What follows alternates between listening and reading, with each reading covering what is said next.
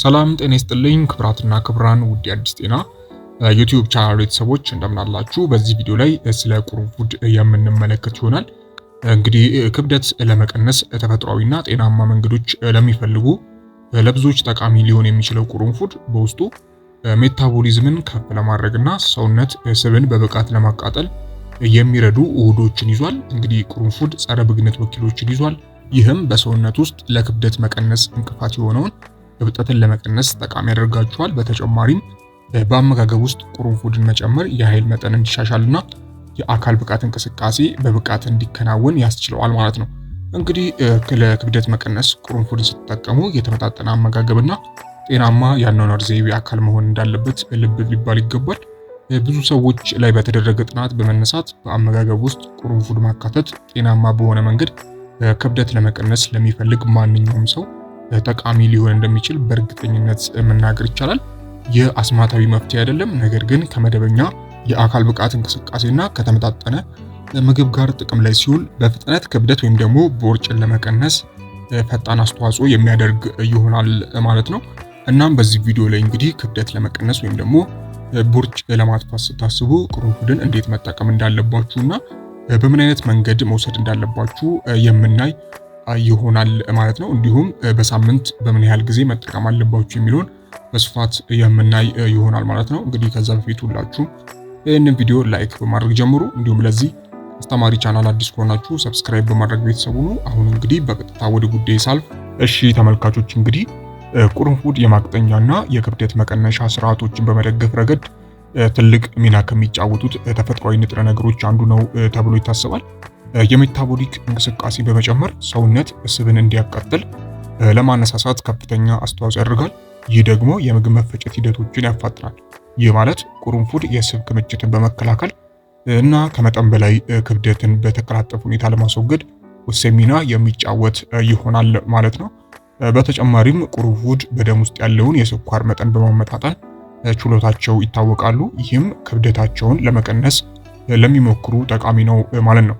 በተጨማሪም በሰውነት ውስጥ ያለውን የኮሌስትሮል መጠን ለመቆጣጠርና የሰውነት ስብን የሚያጠፉ እና ጎጂ ኮሌስትሮልን የሚዋጉ ንጥረ ነገሮችን ይዟል። ይህም እንግዲህ ክብደትን ለመቀነስ ወሳኝ ሚና እንዲጫወት ያደርጋል ማለት ነው። ቁርንፉድ ከዚህ በተጨማሪም የምግብ መፍጫ ስርዓቱን ለማሻሻል በማነሳሳት የምግብ መፍጫ ስርዓቱን ውጤታማነት የሚጨምር ይሆናል። በተጨማሪም እንደ ካልሲየም፣ አይረን፣ ፖታሲየም፣ ዚንክ፣ ማግኒዥየም እና ሶዲየም የመሳሰሉ ጠቃሚ ማዕድናትን ለሰውነት የሚያቀርብ ይሆናል ማለት ነው። እነዚህ ማዕድናት በአመጋገብ ወቅት ሰውነትን የሚደግፉ አስፈላጊ ንጥረ ነገሮችን የሚቆጣጠሩ ይሆናል ማለት ነው። እንግዲህ ቁርንፉድ በተለያየ መልኩ ማለትም ቁርንፉድ ዘይት፣ በቁርንፉድ መጠጥ ወይም ደግሞ በፈሳሽ መልክ እንደማለት ነው።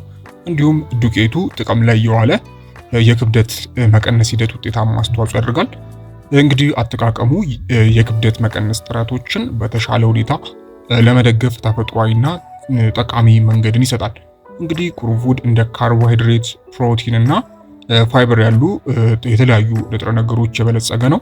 እንዲሁም እንደ ቫይታሚን ኢ፣ ቫይታሚን ሲ፣ ፎሊክ አሲድ፣ ሪቦፍላቪን፣ ቫይታሚን ኤ፣ ቲያሚን እና ቫይታሚን ኬ ያሉ ጠቃሚ ቫይታሚኖችን ያቀርባል ማለት ነው። ይሄ ሁሉ እንግዲህ ቦርጭን ወይም ደግሞ ክብደትን በፍጥነት ለማጥፋት የሚረዱ ወሳኝ ናቸው ማለት ነው። እንግዲህ ቁርንፉድ የሰውነት ሜታቦሊክ ሂደቶችን ያጠናክራል። ይህም ለክብደት መቀነስ እና ለሆድ ስብ አስተዋጽኦ የሚያደርግ ይሆናል ማለት ነው። በተጨማሪም ቁርንፉድ በደም ውስጥ የኮሌስትሮል እና የስብ መጠንን ለመቀነስ የሚረዱ ባህሪያት አሏቸው። አንዳንድ ጥናቶች እንደሚያሳዩት ቁርንፉዶች እንደ በርበሬ፣ ቀረፋና ከሙን ዘር ካሉ እጽዋት ጋር በጥምረት መጠቀም የሰውነት የካሎሪ መጠን በማቃጠል ጤናማ ክብደት እንዲኖር የሚያደርግ ይሆናሉ ማለት ነው። እሺ ተመልካቾች፣ እንግዲህ አሁን እስቲ ቁርንፉድን እንዴት መጠቀም አለብን የሚለውን እንግዲህ የመጀመሪያው ቁርንፉድ ማርና ቀረፋ መቀላቀል ነው። ይህ ድብልቅ እንግዲህ በሰውነት ውስጥ የሜታቦሊክ ሂደቶችን ያሻሽላል። ሲዘጋጅም እንግዲህ መጀመሪያ በአንድ ኩባያ ውሃ ታፈሉና በዚህ በፈላ ወይም ደግሞ በአንድ ኩባያ የፈላ ውሃ ላይ አንድ ማንኪያ ነጭ ማር እንዲሁም ቀረፋና ቁርንፉድ ደባልቃችሁ ማዘጋጀት ትችላላችሁ ማለት ነው። እንግዲህ ድብልቁ እስኪቀዘቅዝ ድረስ መጠበቅ ይኖርባችኋል። ከዚያም እንግዲህ በተለይ ጠዋት ላይ በባዶ ሆዳችሁ ብትጠጡት የተሻለ ለውጥ እንድታገኙ ይረዳችኋል ማለት ነው። ሌላው እንግዲህ ቁርንፉድ አረንጓዴ ሻይና ቀረፋ ነው። እንግዲህ የሆድና የቅባት ስብን ውጤታማ በሆነ መንገድ ለማነቃቃት ከቀላል ንጥረ ነገሮች ጋር የተፈጥሮ ድብልቅን ማዘጋጀት የምትችሉ ይሆናል ማለት ነው። እንግዲህ ጥሩ ውጤት ለማግኘት ድብልቁን በቀን 2 ጊዜ በጠዋትና በማታ 1 ጊዜ ብትጠቀሙ የተሻለ ለውጥ ታገኛላችሁ ማለት ነው። መጀመሪያ አረንጓዴ ሻይን ታዘጋጃላችሁ። ከዛ ቀረፋና ቁርንፉድ በውስጡ በማስገባት መጠጣት እንግዲህ ትክክለኛው መንገድ ነው ማለት ነው። ሌላኛውና ሶስተኛው እንግዲህ የቁርንፉድ ሻይ ነው። እንግዲህ እነዚህ እንዳለ 3 ቁርንፉድ በተለያየ መልኩ መጠቀም ትችላላችሁ። ነገር ግን ክብደት ለመቀነስ ከሆነ ሁልጊዜም በፈሳሽ መልክ ነው መጠቀም ያለባችሁ ማለት ነው። አንደኛው ቁርንፉድን ማርና ቀረፋ ቀላቅላችሁ፣ ሌላው ቁርንፉድ አረንጓዴ ሻይና ቀረፋ፣ የመጨረሻው ደግሞ የቁርንፉድ ሻይ ነው ማለት ነው። በአጠቃላይ እንግዲህ ጤናማ የሆድና የምግብ መፍጫ ስርዓት ለመጠበቅ እና ኢንፌክሽንን ለማስወገድ 1 ኩባያ የቁርንፉድ ሻይ መጠጣት የዕለት ተዕለት እንቅስቃሴ አካላችሁ ሊሆን ይገባል። እንዲሁም አንዳንዴ የቁርንፉድ ሻይ ጣዕም ትንሽ ሊከብዳችሁ ይችላል፣ ማለትም ለመቀበል ሊከብዳችሁ ይችላል እና እንግዲህ ሲሆን ደግሞ 1 የሻይ ማንኪያ ማር በመጨመር ልታጣፍጡት ትችላላችሁ። ከዚህ ጋር ተያይዞ እንግዲህ አዘውትሮ የአካል ብቃት እንቅስቃሴ ማድረግና ከፈጣን እና ከስብ ምግቦች መራቅ በክብደት መቀነስ ሂደት ውስጥ የቁርንፉድ ውጤታማነትን የሚጨምር ይሆናል ማለት ነው። ስለዚህ ቁርንፉድ ብቻውን መጠጣት ሳይሆን አካል ብቃት እንቅስቃሴና ሌሎች አመጋገቦች ላይ ትኩረት ልታደርጉ ይገባል ማለት ነው። ሌላው እንግዲህ ጥሬ ቁርንፉድን ወደ አመጋገባችሁ ውስጥ ማካተት ለመጀመር በየቀኑ በ1 ቁርንፉድ መጀመር አስፈላጊ ነው እና ቀስ በቀስ መጠኑን ወደ 3 ወይም ደግሞ ወደ 4 በማሳደግ የምትችሉ ይሆናል ማለት ነው። ባዶውን በመቆርጠም ማለት ነው።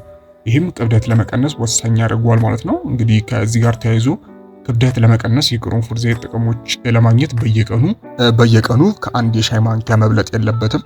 እንግዲህ በሆድ ወይም በምግብ መፍጨት ችግር የሚሰቃዩ ወይም ደግሞ ለቁርንፉድ አለርጂ የሆኑ ሰዎች ከመጠቀም መቆጠብ ይኖርባችኋል።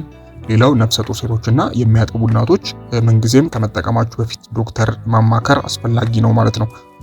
በመጨረሻም እንግዲህ ቁርንፉድን ሻይ ከጠጣችሁ በኋላ እንደ ማቅለሽለሽ፣ መቅላት ወይም ደግሞ ማሳከክ ያሉ ምልክቶች ካያችሁ መውሰዳችሁን አቁማችሁ ወዲያው ሐኪም ማማከር ይኖርባችኋል ማለት ነው።